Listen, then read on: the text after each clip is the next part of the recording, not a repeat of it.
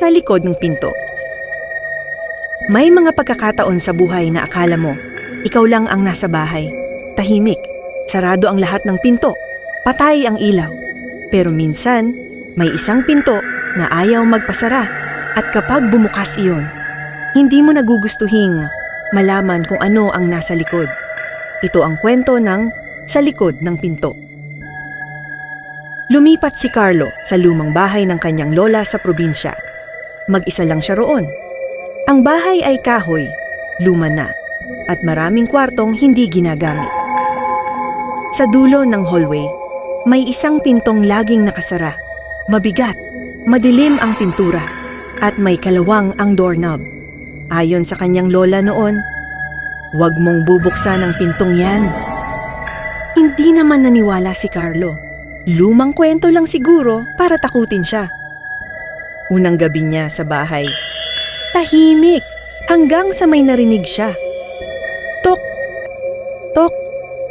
Napaupo siya sa kama. Galing yon sa hallway. Lumabas siya ng kwarto. Madilim. Tanging ilaw lang ng buwan ang pumapasok sa bintana pagtingin niya sa dulo ng hallway. Bukas ang pintong ipinagbabawal. Bahagyang nakaawang. Sigurado siyang isinara niya iyon kanina. Dahan-dahan siyang lumapit. Habang papalapit siya, mas lalong lumalamig ang hangin.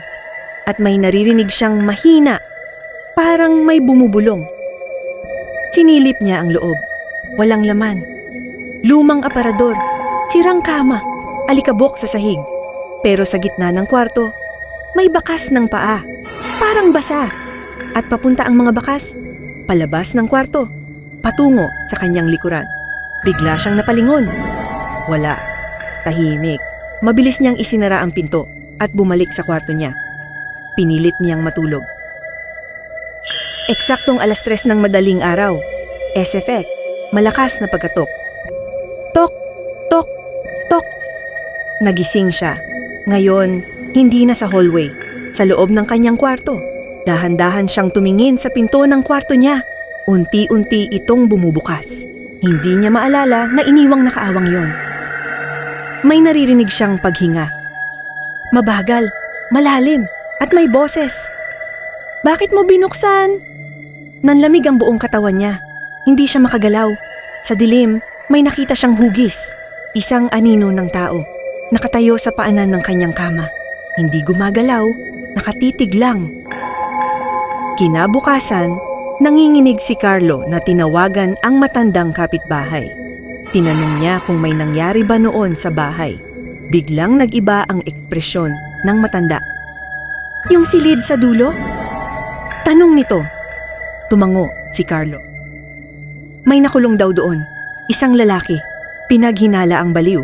Ikinadena sa loob ng silid hanggang sa tuluyang mawala sa katinuan. Isang gabi, natagpo ang patay sa loob ng kwarto. Pero ang nakakatakot, sarado ang pinto mula sa labas at may bakas ng paa papunta sa hallway.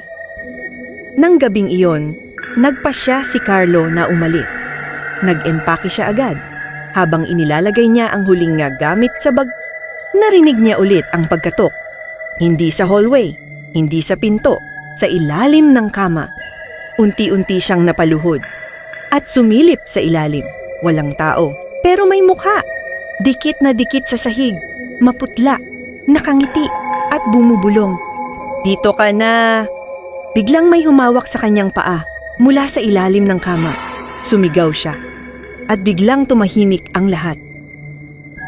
Kinabukasan, may mga nakarinig ng sigaw mula sa lumang bahay. Pero nang puntahan nila, wala si Carlo. At ang pintuan sa dulo ng hallway, mahigpit na nakasara mula sa loob. Kapag may pintong ipinagbabawal buksan, minsan, hindi iyon para pigilan kang pumasok, kundi para pigilan ang nasa loob na makalabas.